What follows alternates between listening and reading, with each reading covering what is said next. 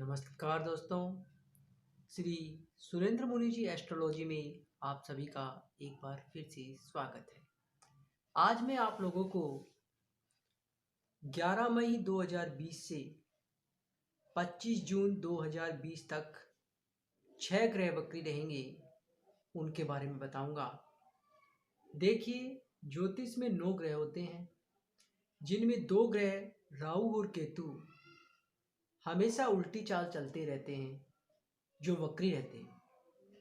2 ग्रह सूर्य और चंद्रमा हमेशा सीधा चलते हैं और बाकी 5 ग्रह कभी वक्री रहते हैं, कभी कभी मार्गी रहते हैं।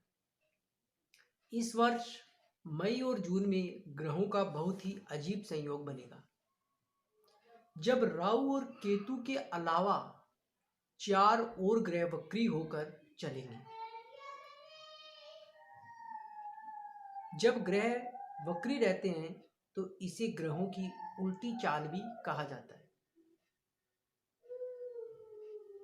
इस समय में कालसर्प दोष भी प्रभावी हो जाता है। यह समय सभी राष्ट्रों पर उतार चढ़ाव और प्राकृतिक कोपकारी रहेगा। युद्ध जैसी संभावनाएं भी इसमें बनेगी। 11 मई को शनि अपनी राशि मकर में वक्री हो जाएंगे। 13 मई को शुक्र वक्री होंगे और 14 मई को गुरु भी वक्री होंगे और 18 जून को बुध अपनी उल्टी चाल से चलेंगे। इसका मतलब साफ है कि 11 मई से जून तक ये ग्रह अपनी उल्टी चाल से चलेंगे। ग्रहों की यह स्थिति 15 जुलाई तक चलेगी। यह कालसर्प दोष के साथ भी पीड़ित रहेगा। जब ग्रह वक्री रहते हैं तो इस समय पृथ्वी के अधिक निकट होते हैं, जिससे इनका परिणाम पृथ्वी पर भी अधिक पड़ता है। देखिए, वक्री शनि उन कार्यों को बढ़ाने की शक्ति प्रदान करेगा जिसे हमने अधूरा छोड़ा है। भारत की कुंडली में 9वें और 10वें भाव के स्वामी शनि है। ये 11 मई से 29 सितंबर तक मकर राशि में वक्री रहेंगे। देखिए, शनि के रिजल्ट से आपको स्ट्रगल करना पड़ेगा, काम का प्रेशर बढ़ जाता है। शनि धीमी गति का ग्रह है। भारत की कुंडली में चुनौतियां काफ़ी आएंगी और उसे स्ट्रगल करना पड़ेगा।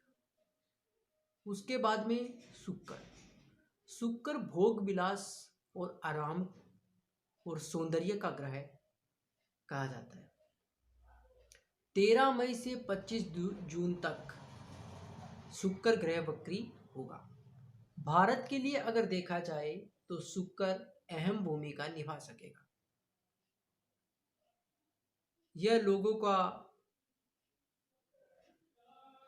सामर्थ्य दिलाएगा और लोगों के सामर्थ्य को बढ़ाएगा। इंटरनेशनल सपोर्ट भी भारत को मिल सकता है।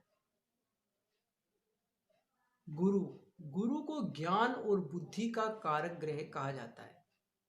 यहाँ पर वक्री स्थिति शुभ परिणाम की स्थिति को कई गुना बढ़ा देती है, क्योंकि इस समय बृहस्पति नीच अवस्था में है।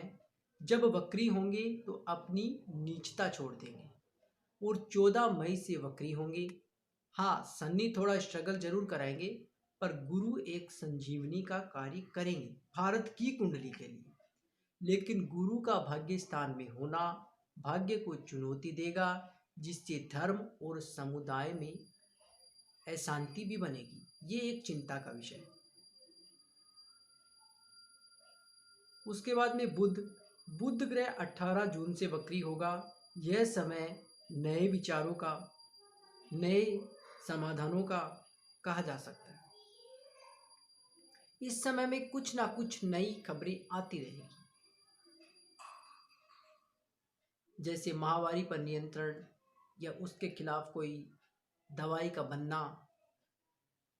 बुध चिंता को कम करने का काम करेगा। लेकिन कुल मिला के यदि राष्ट्रों के लिए देखा जाए पूरे विश्व के लिए देखा जाए तो यह संयोग अच्छा नहीं है। इसमें प्राकृतिक आपदाएं बढ़ेंगी, युद्ध जैसी संभावनाएं भी बढ़ेंगी। तो यहां पर अलर्ट रहने की आवश्यकता भी है। धन्यवाद दोस्तों। जय माता दी, जय भारत।